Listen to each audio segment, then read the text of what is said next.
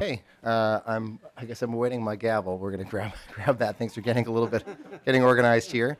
But we will get started. I'm not sure if House Public Information, as we did in virtual times, has to get a warning about that. But I am calling to order this first meeting of the House Children and Families Finance and Policy Committee. I'm Representative Dave Pinto, the chair of the committee. Welcome to members. I think that almost everyone in this committee, except for three of us, I believe this would be your first in-person regular committee meeting, either because you're a first term or a second termer. So welcome. So glad to have you.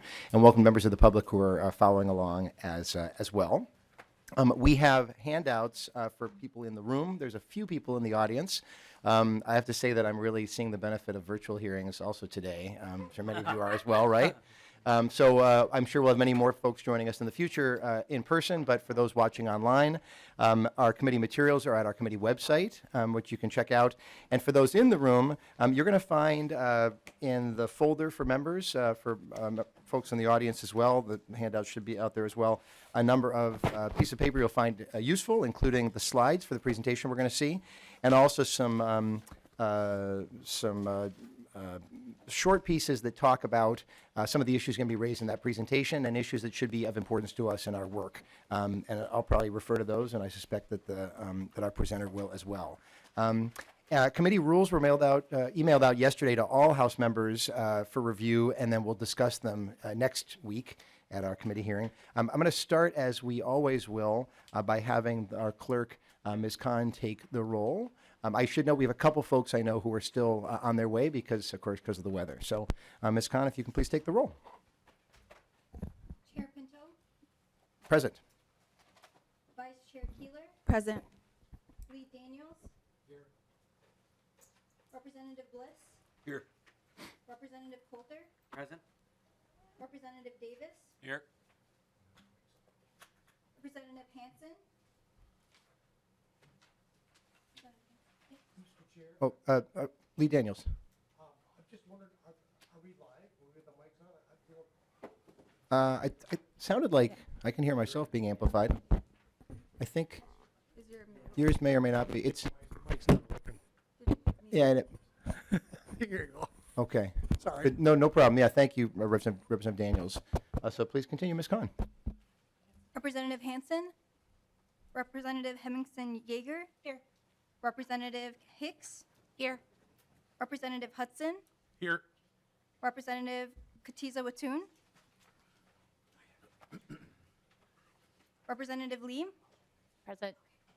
Representative Nelson. Present. Representative Perez Vega. Here. Representative Zelesnikar. Present. Okay. And welcome. I believe we have a quorum. Excellent. Thank you, Ms. Khan. And so what I'd like folks to do to start is we're just going to go around and introduce ourselves, if we can, with your name, the area you represent, and then what may have drawn you to this work. I'm going to ask you to keep it pretty quick if you can. We've got a lot to get through with the presenter, and I will note I'm going to do my very best to get us out of here a few minutes early because I know we have a floor session at 10 to try to make that happen. And I'll talk further, I think, next week about the committee and its work and jurisdiction, et cetera, but I'm just so delighted to be with all of you.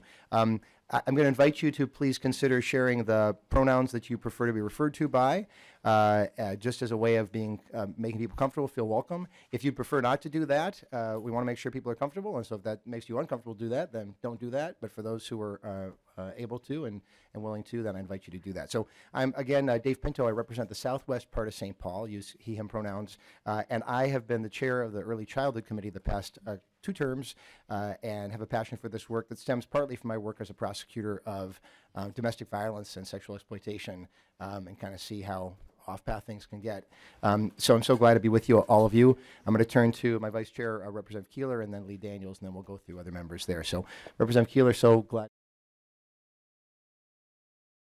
I represent District 4A, which is Moorhead. This is my second term, and also my second in-person committee meeting because we came in COVID, so a lot of our stuff was behind a screen. So I'm really excited to be in person because I do know relationships matter and being able to connect. This work is really important for me. One, I'm a mom, so I know what it's like to have kids in community, and when our early childhood Opportunities are slim, that's a disadvantage, but also I was licensed ICWA foster care for many years and had babies in my home and worked in Indian education. So it's just a passion of mine, and I'm excited to be here. Thank you. Thank you so much, Vice Chair Keeler, and I'm thrilled to have you in that role with me. Lee Daniels, please introduce yourself, sir. Thank you, Mr. Chair. My name is Brian Daniels. I represent Faribault, Janesville, Kenyon, Wanamingo, Nearstrand. My district changed a lot. It went from north-south to east-west, so I'm really loving my new district, taking a while to get to know everybody. This is my 9th year serving, and Dave, Mr. Chair, came in the same year as I did. We were actually roommates on our training for that, so we've known each other since we both started. I got in this thing because I just wanted a voice at the Capitol for my people that I knew in that area. A lot of things that were going on they didn't agree with, and so my sister, Representative O'Neill, talked me into this in 2014, and I just loved it ever since. I'm so glad to have you, Representative Daniels, and may you all be as lucky in your roommates as I was in mine. Representative Bliss, calling on you. Thank you. I represent northern Minnesota from Keller to Callaway. That includes both the Leech Lake and White Earth reservations. Starting my 3rd term, this interests me because my wife is a 1st grade school teacher of 32 years. Her degree is in early childhood education. I see the struggle she runs into, and the kitchen table conversations generally begin with, "Why can't you guys do something to address this?" So, Good. No, we're gonna be drawn on that, Representative Bliss. Good stuff. Representative Coulter. Please. Thank you, Mr. Chair. I'm Nathan Coulter. My district is 51B. It's basically the eastern half of the city of Bloomington. Most notably this week, my district includes the corporate headquarters for Toro. So those of you who started your little red snowblowers on the first poll, you're welcome. But I became interested in this work. I actually went to school to be a teacher. And as I got into politics and policy and seeing sort of how important it is to sort of start earlier and earlier and making sure that our youngest Minnesotans are getting just the best possible start they can to succeed. Beyond that, it became a real passion of mine. And then when I became a parent, it became much more important to me. Thank you, Representative Coulter. Representative Davis, welcome. Thank you, Mr. Chair. My name is Ben Davis. I am representing District 6A, which runs from the east side of Brainerd over to Garrison on Mille Lacs Lake there, and then it goes all the way north up to Grand Rapids and Cohasset. And why am I on this committee? I have 7 children, so that's probably why I'm on this committee. My wife is the expert when it comes to children and family, though, but she did not get elected. I did. So that's why I'm sitting here, and I'm looking forward to learning and serving with you all. Thank you. Representative Davis, thank you. Representative Hicks.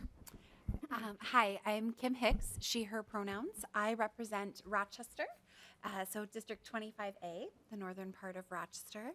And I am drawn to this work, I think like many people here, as I'm a parent. I have 5 children, but I'm a parent of children with disabilities. And so I'm very, very passionate about early childhood support for all kids, but particularly making sure that our littlest Minnesotans who have disabilities have access to the supports and services they need to be successful. Thank you, Representative Hicks. Representative Hemmingson-Yeager.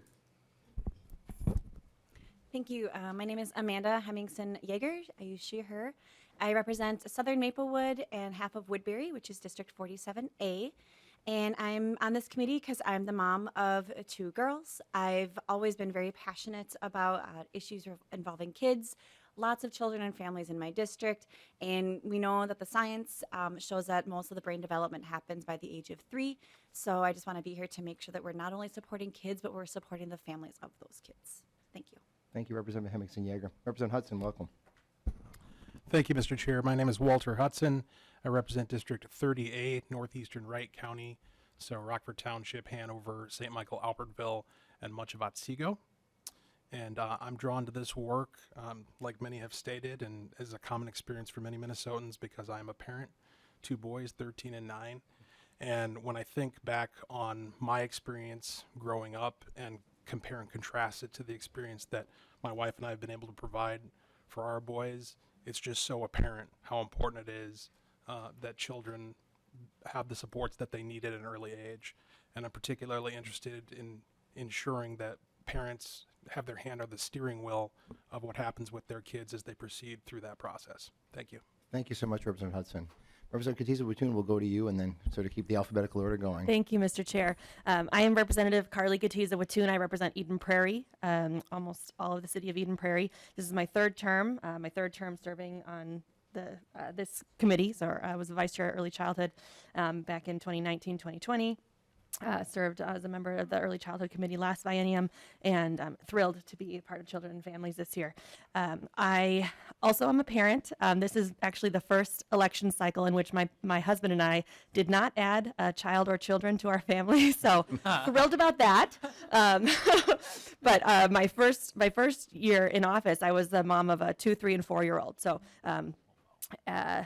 brand new to our family. We were foster parents. We finalized our adoption the day of the special session in 2019, and then we had a surprise COVID baby. So early childhood is my life's work, both home and professionally, and I'm thrilled to be here as a part of the village that raises the children of Minnesota. Thank you so much, Representative Katiza-Watun. So glad to have you back, to be working with you again. Representative Lee. Thank you, Mr. Chair. Hello, everyone. My name is Liz Lee. I represent St. Paul's East Side in District 67A. I have a couple reasons for being here. Our district is very young. I said this yesterday in education policy. I don't have any more high schools in my district, but I have a lot of elementary schools, and a lot of those schools are Title I schools. So that also probably means a lot of those kids went through what some folks know as the Head Start program. And so for our youngest constituents, right, early childhood is really important. And also happy to share, I'm a very proud alum of the Head Start program. And I luckily, was also able to go to Yale, where the idea for Head Start and, just the beginning, right, of the study for why we need to invest in early childhood was so important. So I'm excited to share my insights and also advocate for our littlest constituents. Thank you. Thanks so much, Representative Lee. Representative Nelson. Glad to have you here. Nathan Nelson. I serve from 11B. That's most of Pine County, half of Kanabec County, and 2 townships in Chisago County. So Rush City, Mora, Hinckley, all the way up to Willow River.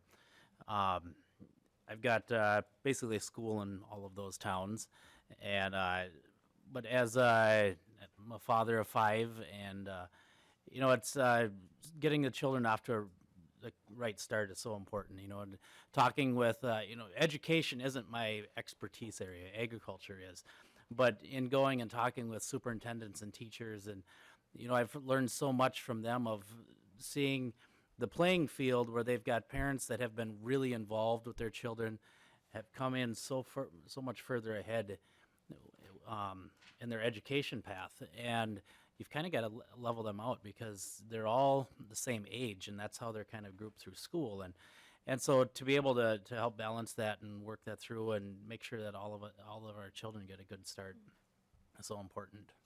Thank you so much. Thanks, Representative Nelson. President Perez Vega, welcome. Thank you, Mr. Chair. Members of the committee, my name is Maria Isa Perez Vega. I represent District 65B, which serves St. Paul, downtown, west side of St. Paul, a little bit of West 7th, and West St. Paul. I have a background in children and families just by being Puerto Rican. We have strong family ties. We say we're very tribal.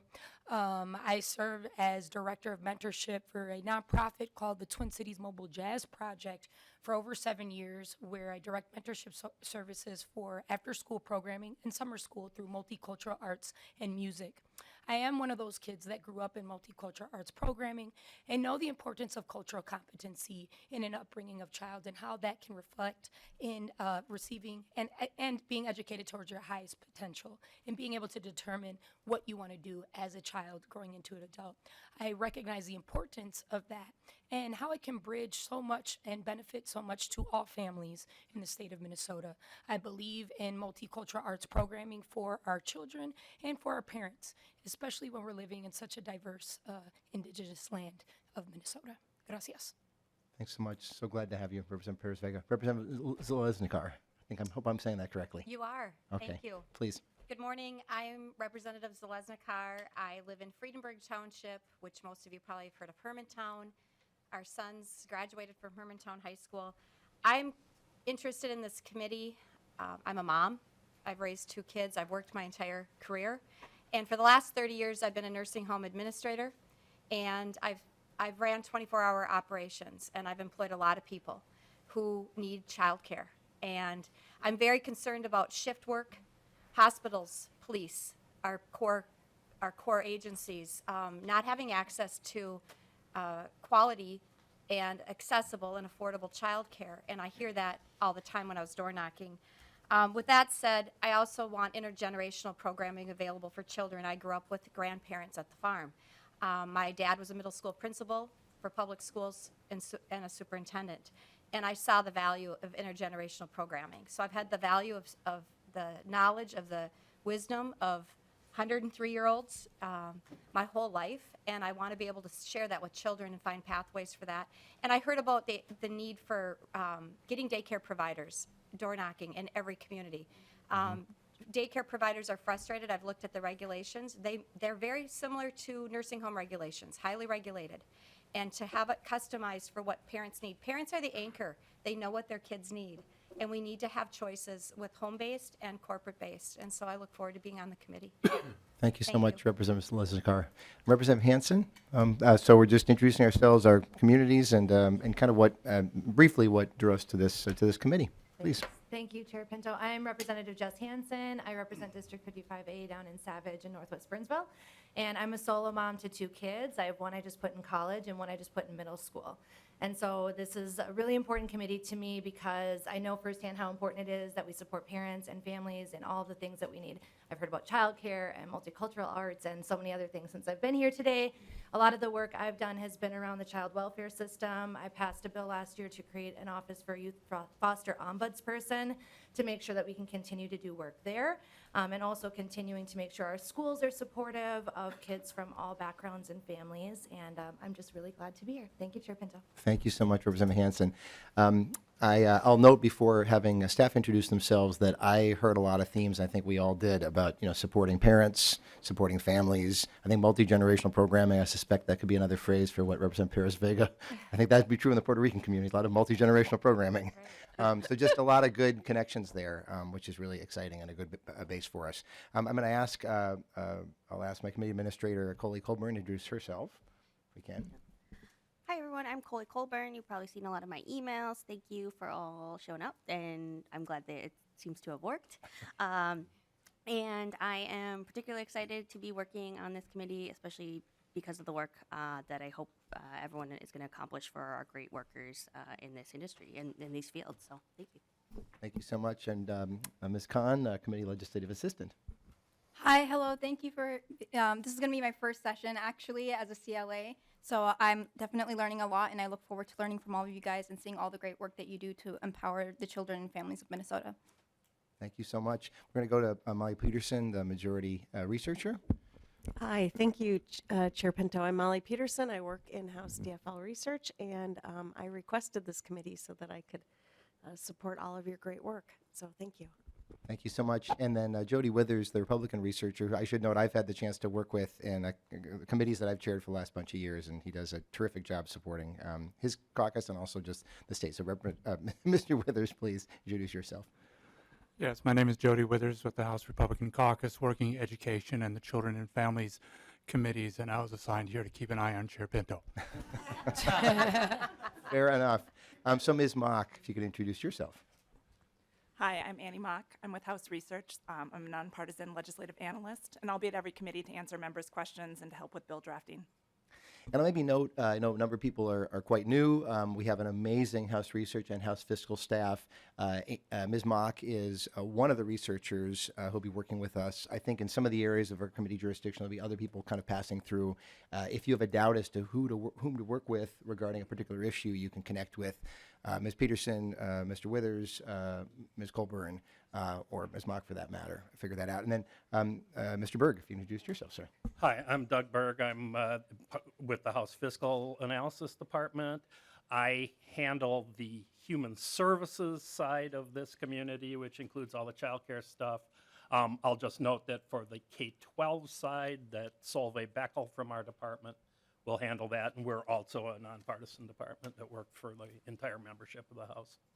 And so similar comments to members of the House fiscal staff. We are so lucky. I can't imagine that there's a state that has a better nonpartisan staff than we have. And so encourage all members to take advantage of those resources. I know Ms. Beckel got snowed in, was not able to join us. So I'm going to invite, I think we're all set to turn to, kind of looking at the staff here, and I think we're all set to turn to Dr. Subrahmanian. If he can come on up. Oh, Representative Perez-Vega, please. I just got to say, I didn't mention the reason why, Chairman, that this is so important to me. I have a beautiful 3-year-old girl, and she's the purpose of why I'm really in this committee. Gracias. And having met that 3-year-old girl, I understand that. Representative Perez-Vega. Thank you so much. So as you get settled in, Dr. Subrahmanian, I'm just going to make a comment to members that, so I've chaired a committee called Early Childhood the last 4 years. This committee has a different name, Children and Families, and has a broader scope. And members have made some comments about the child welfare system. Our committee's work will include those issues and a broader set of issues as well. We'll be able to talk a little more on Tuesday. There's working out some final details as our committee works out jurisdiction with some of the other committees, Human Services Finance, Human Services Policy, Health Finance, et cetera. If and as you have doubts about that, please reach on out to me, to Ms. Colburn, to the researchers. But ultimately, everything that we do is going to be about getting kids off to a great start. As I say, my focus especially has been the very youngest Minnesotans, but really our focus needs to be on getting all children of all ages off to that great start. So I wanted to start us by having us get grounded by a pediatrician and somebody who I know quite well, a former neighbor, in fact, who's been a leader in this space, to help us to try to think about what is it that kids need to get off to that great start. We know that it is that parental support and family supports, et cetera. How can we think about that from a little bit step back perspective? So Dr. Subrahmanian, I'll ask you to introduce yourself and then feel free to proceed. As you do, I just want to note again for members that you've got the slides in a handout. Folks watching online, they should be available on our committee website. And then if folks have questions along the way, please indicate either to me or to staff. We likely will stop to ask short questions. We'll try to save some time at the end for longer questions as well. So I think we're all set. Nobody else is stopping me. So Dr. Subrahmanian, welcome. So glad to have you, sir. Thank you so much. Chair Pinto, esteemed representatives, staff, and guests. One of the great thinkers in the space of early childhood recently talked about the topic of gratitude. He said, "I want to let you know the great things that you do." Daniel Tiger goes on to sing, "Thank you for everything you do." Mr. Tiger cannot be here today, nor can Doc McStuffins, nor Professor Blippy or Bluey. But I get to be here, and I get to say thank you. Thank you for thinking about, centering, learning about children. They're a constituency who can't vote for you, who can't donate to you, who make lousy campaign volunteers, and yet you're here thinking about them, and that says a lot about you all. And so my deepest gratitude. My name is Krish Subrahmanian. I'm a pediatrician at Hennepin Healthcare. I get the privilege of teaching aspiring physicians and pediatricians at the University of Minnesota. I am one of the co-chairs of the Early Childhood Caucus for the Minnesota chapter of the American Academy of Pediatrics. But in my most important role, I am the father of 3 children, 6, 5, and 1, like many of you all here. As pediatricians and providers, we get the privilege of being present for some amazing moments. Some miraculous, some tragic. So this past week over Christmas, I was working in the hospital, and I got to meet a newborn baby. And the truth is that over the next 1,000 days, this baby's brain will develop more rapidly, more profoundly, and more consequentially than at any other time in their lives. The greatest teachers will be the parents, the families, those people who invest their love into this child. The greatest lessons will be the words spoken by a mother, the songs sung by a father, the smiles, the laughs. And then there are the challenging. Whenever I need to be reminded of what love is, I just have to meander into the NICU or the PICU where you see young ones fighting for their lives. And what you'll see is you'll see parents who have slept on chairs and couches for months on end. I have spoken with a mother this past week who has been at the bedside of a teenager for 2 months. And I said, I'm sorry that the couches aren't so comfortable. And she said, well, at least I get to be here.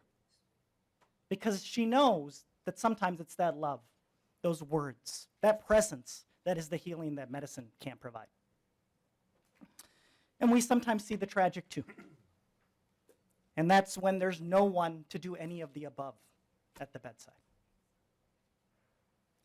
The common element in all these cases, the joyful, the tragic, is relationships, is love.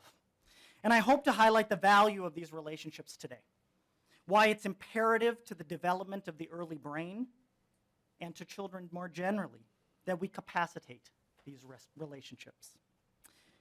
In today's presentation, I hope to talk about a few things. I hope to talk about the search for early and why. Why does it matter that we think about early?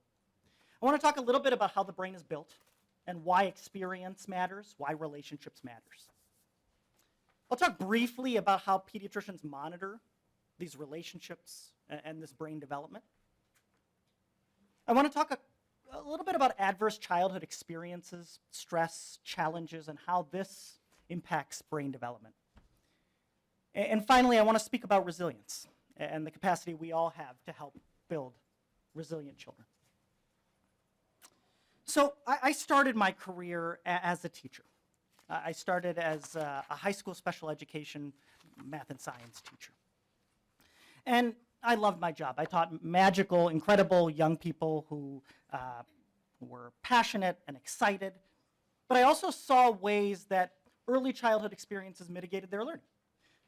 Children who had meningitis early on, infections, people who were exposed to fetal alcohol syndrome effects, different things that affected and mitigated learning for the long term. And so while I loved every minute of my job, I also was jealous of my counterparts who taught elementary school. Their ability to teach a child to read by third grade really made a profound impact in their learning as time went on. And so I did a little bit more reading, and I learned about the Matthew effect and the idea that if you can teach a child to read by third grade, they will read for fun, they will read for exercise, they will read more, and become more facile at reading, and also learn other things more rapidly and well. So I said, okay, maybe I should get into working with third graders. But then research showed me that no, you actually can start even earlier. So the Cooper et al. In 2018 did a study that showed kindergarten reading scores and kindergarten literacy skills, so letter awareness, phonemic awareness at kindergarten was actually the most predictive element of deciding how kids would do at 5th grade, both in reading and in math. And this was regardless of their level of social skills. So if you got literacy skills in by kindergarten, you made a difference in everything that they learned by 5th grade. Okay, so kindergarten is important. Then, as I began to learn, kindergarten reading was predictive of 5th grade reading skills. As I learned more, I learned, wait a minute, no, things happen even before that. So this was a time in the early 2000s when Hart and Risley had published their work on the word gap, the 30 million word gap, and the idea that kids in wealthier families got to hear a lot of words, and this correlated with 5th grade reading scores.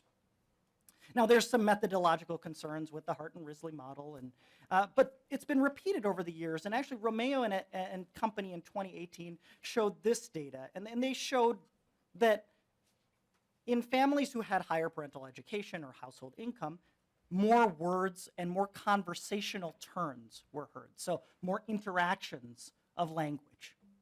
And then this subsequently led to higher verbal scores later on. So, at this stage of my career, I wasn't sure exactly what was going on, but I knew this.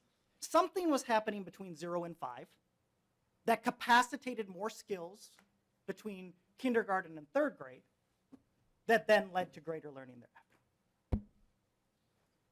It was then that I sort of adventured into medical school and began learning more about why and how this was happening. So we are born with all the brain cells we will ever have, 100 billion brain cells. But the truth is, in isolation, those brain cells don't do anything. They need to be connected. They need to be connected, both sensory, motor.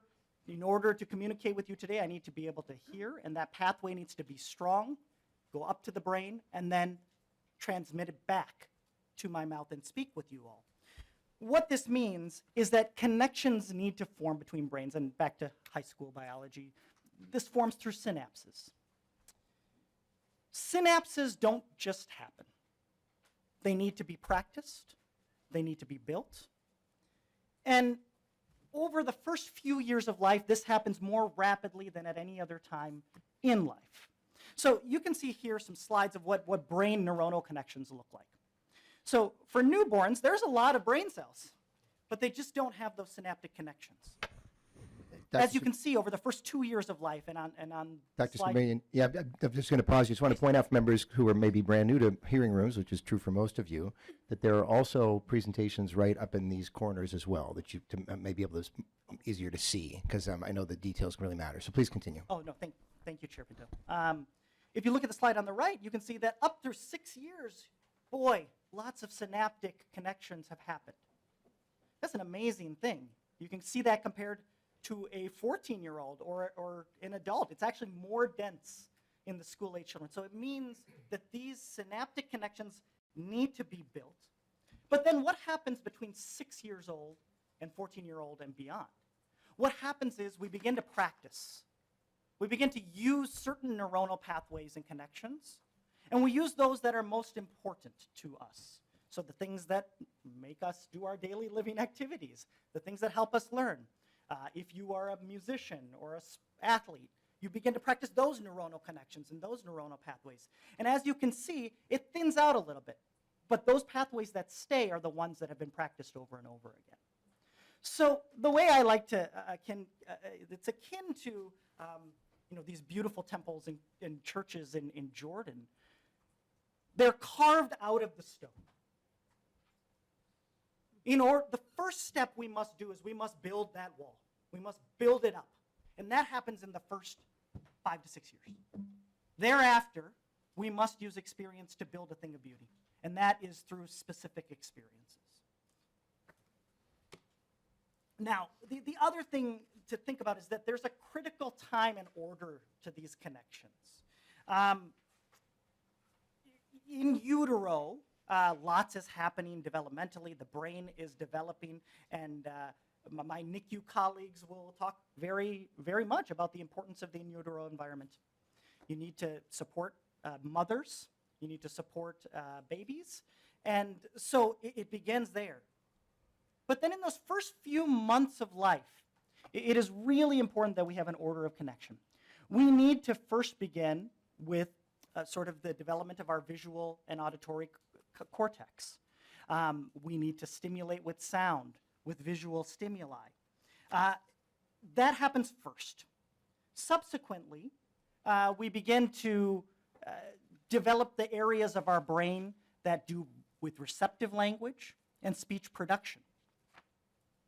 Then subsequently, we go on to higher cognitive thinking levels. You can imagine that for a child who doesn't get the visual stimuli, who doesn't get the auditory stimuli, so let's say they have chronic ear infections and can't hear, it becomes much harder to hear. And then it becomes much harder to learn language. And then it becomes much harder to pick up the skills you're supposed to pick up at Head Start or school or wherever you may be learning the skills. So there is an ordered pattern to all of this. Now, so how to establish a great start? This slide just shows very broadly that there is a genetic biological component. You need the genetic substrate. You need the physical health. You need kids to be healthy. You can imagine the ways that a severe brain infection or a traumatic brain injury could affect brain development. So you need kids to be physically healthy. But after that, it becomes very crucial that we get them the right kinds of experiences. So you see on this slide, they talk about adversity. You want to make sure that there's the right in utero environment, the right supports after a baby is born. So all those environmental factors can affect the expression of genes and brain development. And I want to show you a positive example of how that happens. So this broad equation that we need physical health, including nutrition and the basics, plus developmental experiences, including safety, the loving people, and the interactions, help to lead to a great start. But I want to show this positive example, and this is pretty incredible. So the same team, Romeo et al. In 2018, not only did they track conversational turns that they heard in a household, they also did MRI imaging of the brain to see how the brain responded. And what they found is that those babies who had more conversational turns per hour, who were exposed to more language, actually had more firing, more developed neuronal pathways in a part of the brain called the left inferior frontal gyrus. That's highlighted on this slide. So the more conversational turns that the family had, they actually had more brain activation. They were actually building neuronal connections and brain. So both the environmental consequence of hearing a lot of words, but also the physical aspect of getting more neuronal development led to higher composite language scores. So experience actually built a part of the brain, an incredible thing. Any of us who have tried to learn a language later on in life or learn a musical instrument later on in life knows that it gets harder with time. The ability to change declines with time, and the amount of effort to change goes way, way up. So one of the ways that we can capacitate this and make this happen in the lives of young people is through what we call serve and return interactions. So young children will naturally reach out for interaction through babbling, facial expressions, gestures. We then have a choice. We have a choice to respond and to interact with them, or to not. Adults who respond with the same kind of vocalizing gestures, going back and forth, really is fundamental to the wiring of children's brains. You can imagine it capacitates hearing, it capacitates the action of speaking, but also, as we've seen, it can actually build brain. These foundational pathways are constructed, and it allows everything that we want to come after that to come. So language development, the other skills that we want. Let's see if. Did you understand it though? No. I don't think you can hear. Is that right? You cannot hear. We cannot hear. We'll work on the audio. working on the technology on that. I might, Please, yeah. maybe as you all are working on that, there's one of the pages in the handouts, members. And again, for folks watching online, if you go to the committee website, you'll see the links to the printout, et cetera, to the handouts. One of them says the science of early childhood development, and it contains a statistic I don't think that Dr. Subrahmanian mentioned. I'd like you to just, members, to think to yourself the answer to this question about how many neural connections are formed every second in a young child. So imagine the number you think in your head. How many neural connections are formed every second in the brain of a young child? The answer is, so again, have that number in your head. The answer is 1 million. 1 million connections per second in a young child. And so I want to highlight for members the fact that what's happening in these early years is all these connections being formed, and then you cut back, which is why we lose the plasticity of learning, as Dr. Subrahmanian was describing. So incredibly, incredibly important. Do we think we have the? I don't think. Yeah, we don't think so. We Okay. don't have audio, but Okay. what you can No see problem. here, you can see it through the visual imaging because they're actually both so expressive. This baby is incredibly expressive. They are talking back and forth. And I promise you this baby is not making sense to me, but dad is pretending like he does. And they are having this great conversation about what they're seeing on the screen in front of them or what they're viewing.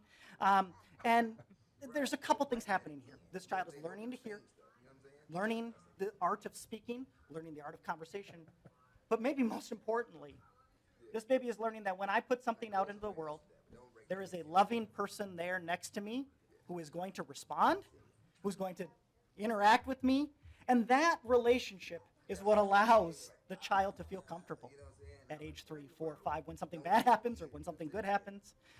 This is the fundamental of the relationship building. We will make sure to get this sent out, by the way, members. It's really cute, and I would recommend it. So, so the takeaways from this section I just want to point out are that the substrate of the brain is built early. It's built often, as Representative Pinto just pointed out. But the brain requires experiences to build and shape. And that's attentive, loving adults who can make that happen. I'm going to briefly go over how we pediatricians monitor the growth of these relationships and the brain. And I recognize that this is not the health committee, and so I won't dwell on much of that. But as we think about what we as pediatricians do, the way I would frame it to any family coming into for an appointment is, we want to see how baby is growing physically. We want to make sure baby is getting the kinds of nutrition and support they need there. We want to think about how baby's developing. Are they doing things that we would expect at this age? Or is their brain getting the kind of stimulation we would need? And then we want to think a little bit about safety and the wellness of a family, making sure that the families are okay. This big, crazy slide is all the things we're supposed to do at appointments. Between those elements, physical safety, developmental safety, helping parents out. It's a lot. But if we boil it down to that, it kind of relates to our equation. If we have physically healthy children who are supported with nutrition, etc., if we have developmentally stimulated or interacted with children, then a lot of great things can happen. So just very briefly, we do try to ensure the physical health. We do things like newborn blood screening. We do hearing screening. We do pulse oximetry screening and bilirubin screening. We want to make sure that the fundamentals are okay. And then thereafter, we do need to track how babies are growing. Do they have the nutritional substrates they need? Do they have the food that they need? Those are important elements. But then we really take quite a bit of time to think about ensuring developmental and social health. So we think about at various ages, are kids doing things that we would expect?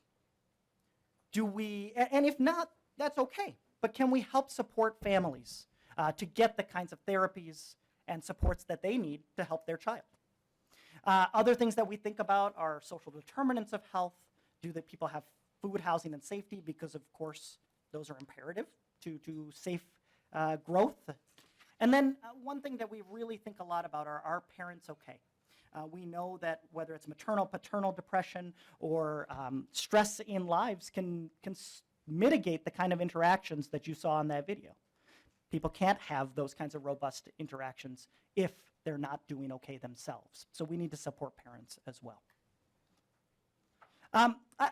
I showed you this slide, and you can see this in this slide. This is a growth chart. A baby was seen up through about 4 months of age. And then the baby wasn't seen again till about 30 months of age. And you can see that physical growth had fallen off pretty dramatically. This is weight. And in speaking with the child or interacting with the child, you can see too that the developmental growth had turned off quite a bit. The child was not doing the things we would expect of a 2.5-year-old. You can see here that with nutritional intervention and other steps, the baby was able to grow, which is pretty remarkable. But unfortunately, a lot of the developmental skills were mitigated, and we weren't able to gain everything back at this time. Now the child will continue to do the kinds of therapies to help them, but it just shows the value of that critical time, and that in reality, one of our jobs is to make sure that they have all these elements. Do they have nutrition? Do they have safety, loving people, and the kinds of interactions that would lead to a great start? So this brings up the question of what happens when some of these elements are not present, particularly the sort of social interactions that we would want. Many of you may know about this study, but I want to introduce it to you because I think it provides really good exemplification. The Adverse Childhood Experiences Study was originally done between 1995 and 1997 at Kaiser Permanente in Southern California. And it was initially a survey done for 17,000 members of that health maintenance organization. They found it to be actually a relatively affluent community. But what they found through survey work is that many people in this community had had challenging things happen to them as children, as many people in our communities have. They measured the following. These were the adverse childhood experiences originally identified. Areas of abuse, physical, emotional, and sexual, neglect, both physical and emotional, and then household dysfunction largely defined mental illness in parents, incarcerated relatives, substance abuse, domestic violence, and divorce. What they found is that even in this relatively affluent community, ACEs, adverse childhood experiences, were very common. 26% had one, 16% had two. 12.5% of the population of those 17,000 people had 4 or more adverse childhood experiences. And what they found through their data work is that these ACEs were dose responsive. And by that I mean for every one you get, there were more consequences. And they had lasting effects on health. Things like obesity, diabetes, which are diseases of older people. We don't usually think of heart disease or COPD as having any effect on childhood, or a childhood having any effect on them. But what they found is that the more ACEs you had, the more likely you were to have those diseases. They also noted that ACEs had changes in behaviors, whether that was smoking, alcohol use, drug use, and changes in life potential, graduation rates, time from work. And so these were the measured outcomes that they looked at in that 1998 study. As I mentioned, these are things that you don't think of, cancer, COPD, as related to consequences of early childhood. And yet, study after study, the original study and thereafter, has shown this to be true. Whether it's teen sexual behavior, chronic depression, adult alcoholism, liver disease, underlying suicide attempts. The more ACEs people had, they actually were at greater risk for these challenging outcomes. So why is that? Why does that occur? And there's a couple reasons. One, stress and the way it affects our brain. We all know that there's such a good thing as good stress. I am nervous coming up here speaking to you all. We're nervous driving in challenging weather. It helps keep us more aware. It helps keep our heart rate up. Keeps us functioning well in stressful situations. However, when chronic stress occurs, when children or adults are facing chronic stresses from all around them, it resets the way our body responds. It means that we don't just get a heart rate up or blood pressure up when the challenging situation comes in front of us. It happens all the time. And that is not good for our bodies. But what researchers have found is that with the more ACEs, we actually see greater challenges within development. So within these neuronal connections that we spoke about, within the brain development, within these relationship buildings, what they found is that children with 6 to 7 ACE score risk factors actually had a 90 to 100% chance of having some developmental delay. If we can think about it on the long-term life scale, if we have a disrupted neurodevelopment, and this changes the way our both social interactions occur, our emotional interactions occur, and cognitive functioning occurs, this leads to higher adoption of health risk behaviors, diseases later in life, and then early death. And one of the key elements, too, that we know is that if people are struggling with disease, early death, challenging health risk behaviors, this affects the way we parent as well. So all those challenges that we have within our own health, within the way we live our lives affects the way I parent. And we see this across the lifespan in this slide on the right too. So we know that children with more than 3 ACEs have more challenges with attendance, more challenges with academic failure. Same with high school youth. Our court-involved youth have a far greater rate of having high ACE scores, as do folks with adult adversity, including incarceration and violence. And then, to state the obvious, all that affects the way we parent as well. Now, I want to point out, stress is not trauma, as I said. We will all experience stressful situations.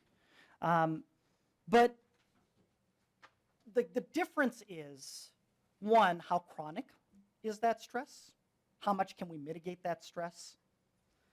But the other key element is, do we have adult caregivers who are protective, nurturing, and loving to help buffer that impact, to help get us through these challenging situations?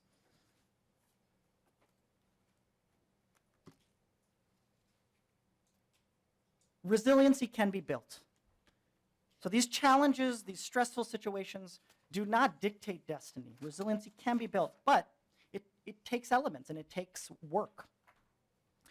Children or adults need at least one stable relationship with a caregiver. They need to help building a sense of self-efficacy and control over challenging situations. And then I think the effect of things like culture, faith, hope, those things cannot be undermined. Those things need to be built and taught and started early. So with some of these elements, you can change potentially stressful situations into less consequential situations. So these are examples of pathways to resilience, and I bring them up because, one, there are a lot of things that you all do for people in your community already. But also, these are the kinds of things that we should be thinking about. How do we capacitate? How do we make these things happen? I heard about the representative's art passion and program. I mean, those are some of the things, music. But for children, it's imperative that we have the things like positive role models, supportive adults, parental involvement, a caring community, and then I think broadly for the community, increasing parent and family infant contact and increasing knowledge of child development. On the more health side, we need to make sure kids have healthy foods and exercise. And then for parents, ensuring that we do help people with mental health and substance abuse and mitigate the impact of those ACEs. This doesn't end at the age of 6 when neuronal wiring slows down. Our colleagues out at Hopkins, Bethel and her team, they did a study. All right, we've talked about adverse childhood experiences. What about positive childhood experiences? And they looked at teenagers, and they looked at their connectivity with family members. Are you able to talk with family about feelings? Are you understood by them in difficult times? And what they found is that if you have those positive connections, relationships, and experience, there was a significantly lower incidence of mental health challenges. I'll just say that the research shows an impressive ROI, and that's largely due to plasticity, right?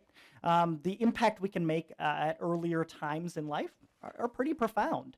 If you compare the investment in early childhood and preschool programming, K through 12 interventions compared with later on in life, you get a pretty good ROI. So some of the estimates suggest between $4 and $9 per dollar invested on impact for these little ones.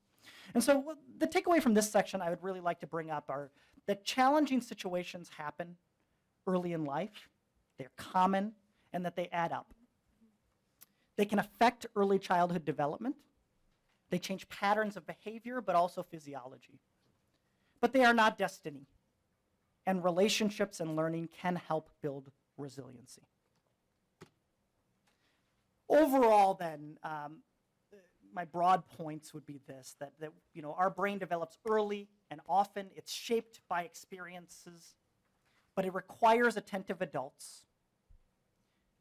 These challenges that children experience can add up, but we can build resiliency in them.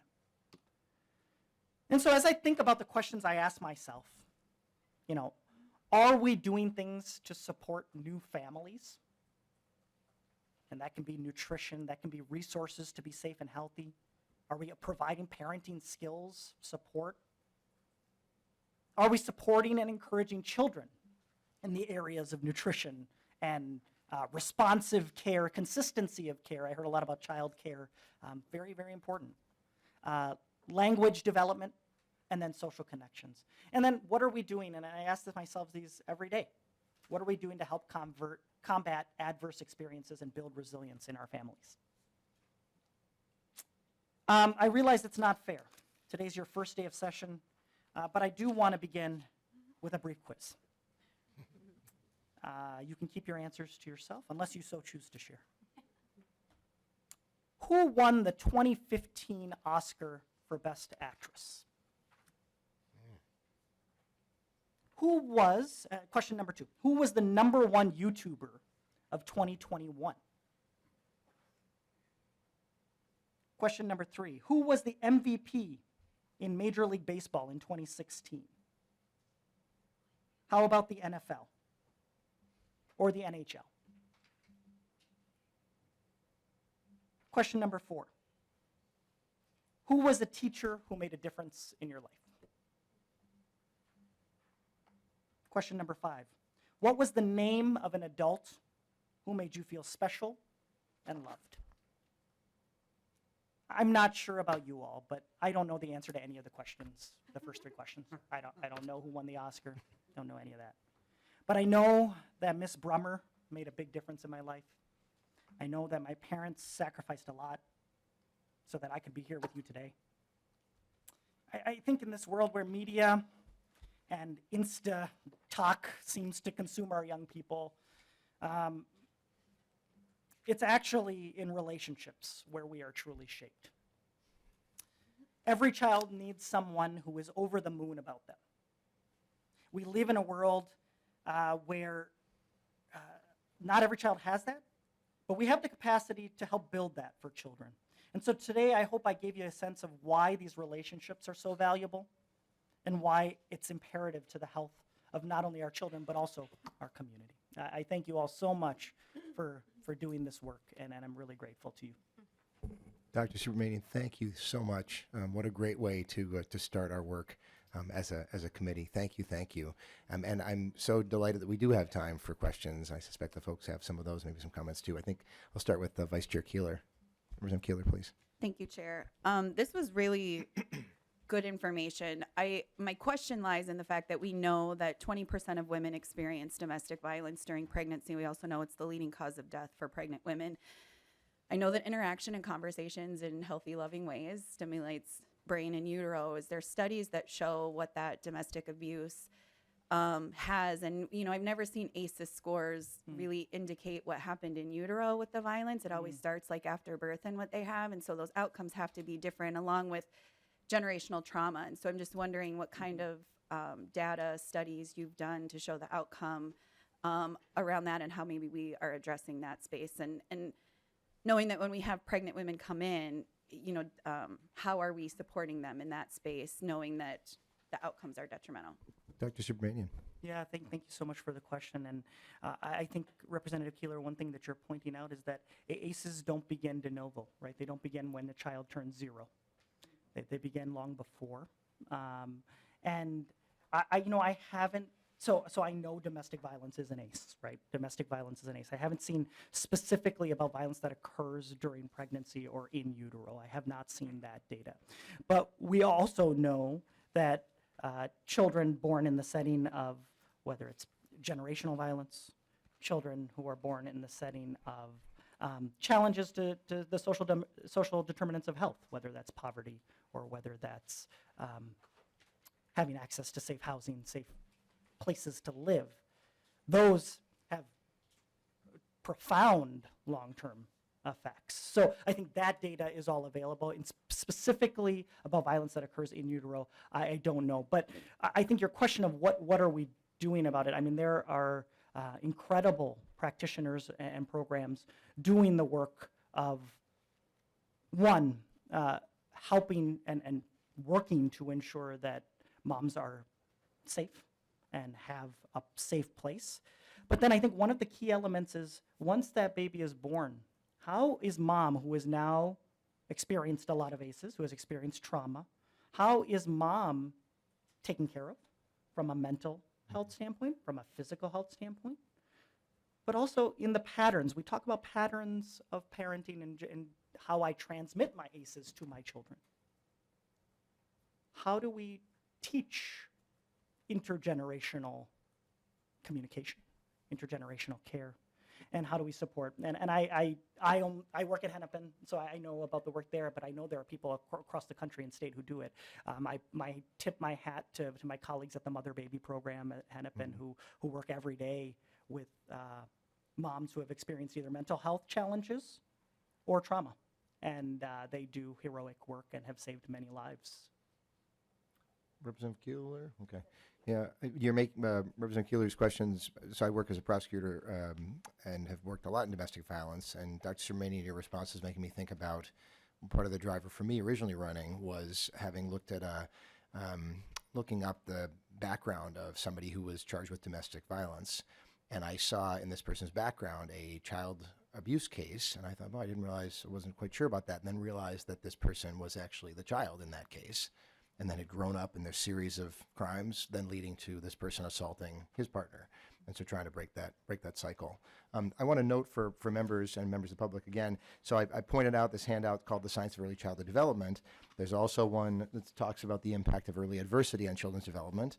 These are only 2 pages, so even legislators even we can make it through them. And also The Science of Resilience is another in the handouts. And then one that talks about how health and learning are deeply interconnected in the body. And so really encourage members to please look at that. Looking to see, are there folks?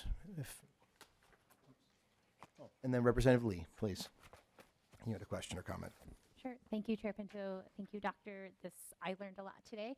I wanted to ask if you had thoughts about the work that our committee could do. These are very unique times. I'm also very interested in the COVID-19 pandemic as an adverse experience for children and for all of us, right? Adults and parents. Parents have maybe lost jobs. Maybe Representative Lee, if you can just move the microphone to make sure it's in front of your mouth. Okay. Thanks. Sorry, I will also. No it's problem. hard to. Okay, here we go. I want to look at you when I address the question. So I'm wondering if we can talk a little bit more about the pandemic as an adverse experience for all of us, whether it's parents losing jobs, unstable housing for the entire family, or also just devastating loss across, specific communities in Minnesota.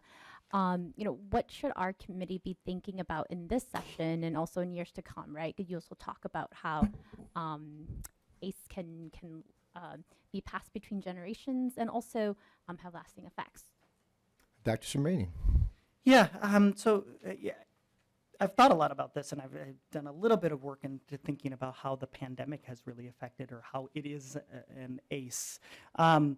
You highlighted one, Representative Lee, the loss of income and connection with poverty was big, particularly early on in the pandemic. Second, the loss of life and the challenges of that stressful situation in certain families was huge, and I would be happy to send Chair Pinto and the committee a couple studies on that, and specifically on the pandemic. The other thing that I would think about too is we think about brain development and children is what happened. I do think it's really important to think about learning and developmental skills in those first 3 years, and do we have a gap to make up?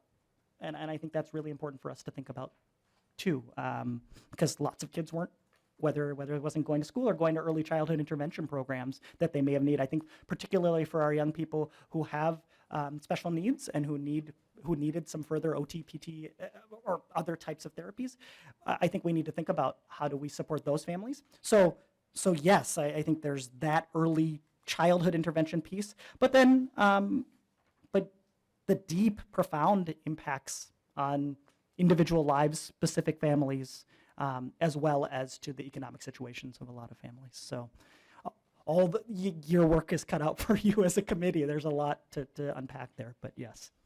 Okay. Any follow-up, Representative Lee? No? No. Okay. Thanks. Can you, yeah, Representative, I'm so sorry, remind me of your name. Davis, please.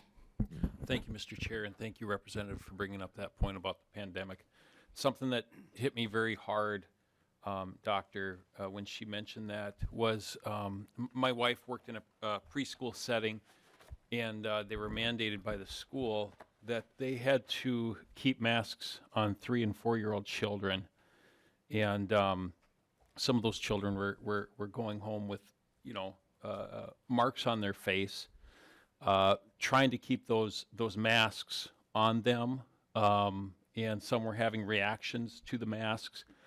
And my wife would come home sometimes just heartbroken because these children were kicking and screaming and crying that they had to be forced to wear a mask.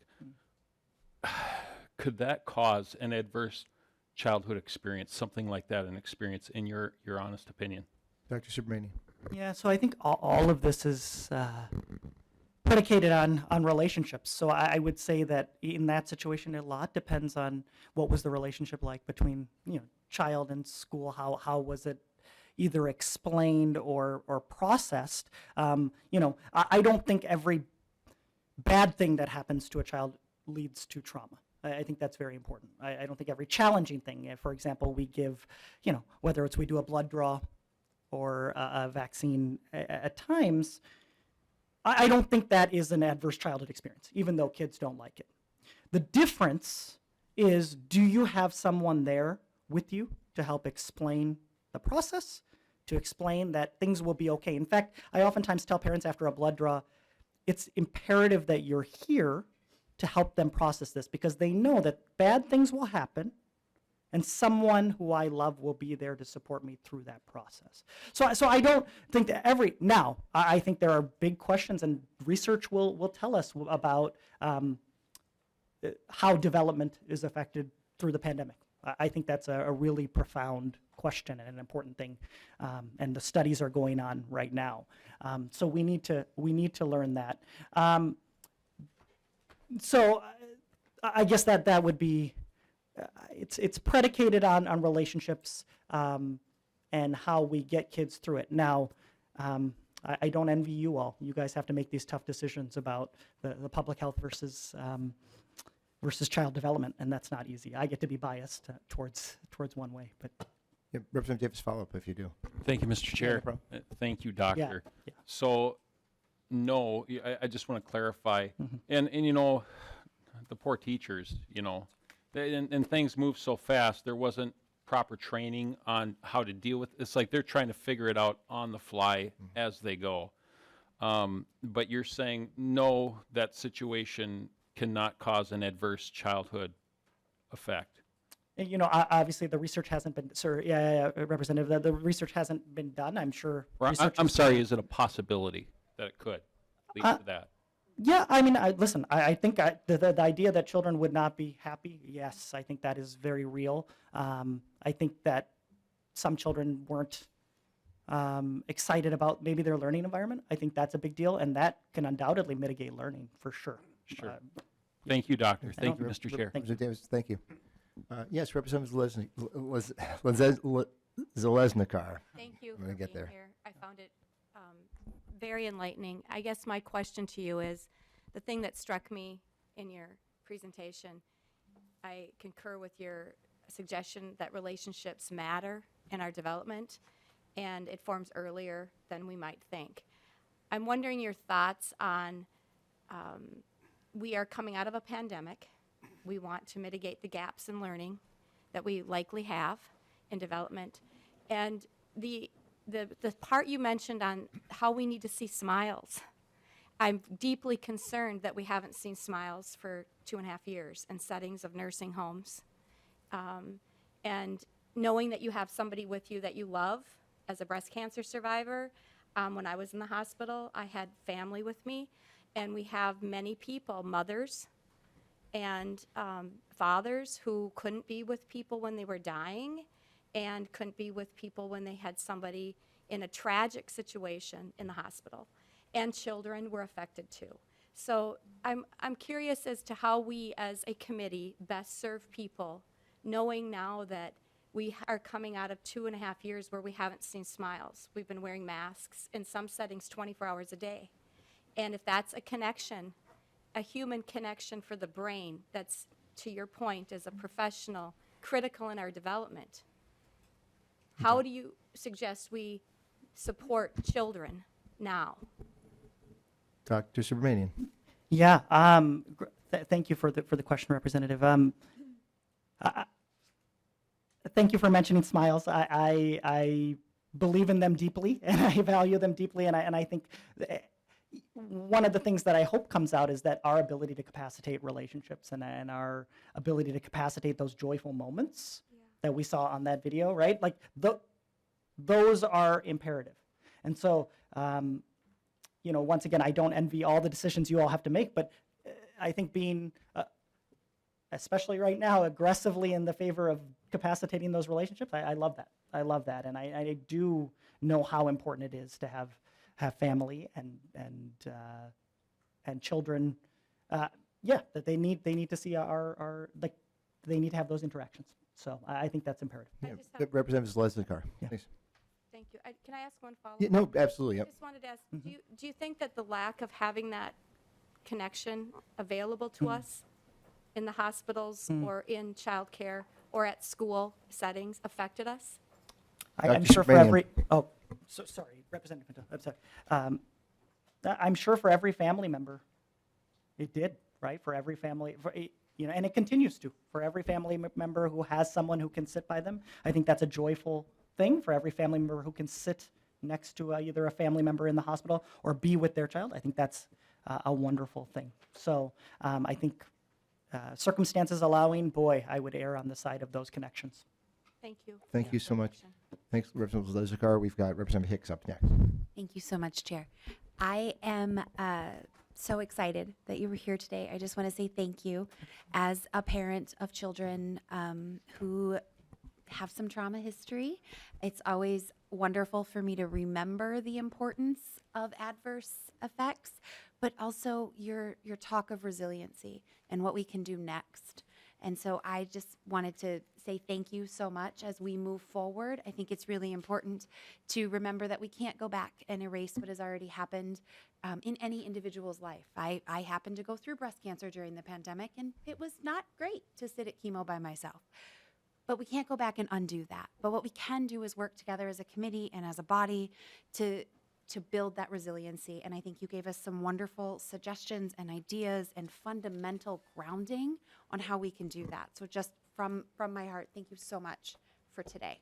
Thank you, Representative Hicks. Thank you. Representative Perez-Vega. Thank you, Chairman. Just want to express my gratitude and thoughts for your work and dedication to children. I was diagnosed with type 1 diabetes as a teenager at 16, and I really want to highlight the advocacy that you showed today on how much music is important in our emotional and social and just cognitive development, right? I got really engaged into learning more about the frequency of the brain for early childhood development back in 2012 when the BCI, which is the Brain and Creativity Institute out of USC, did a study where they showcased the frequency of brain waves from the child who was listening to music while they were inside their mother's womb. And I practiced that when I was in a high-risk pregnancy, thankfully to have my daughter with no complications at birth, and neither I.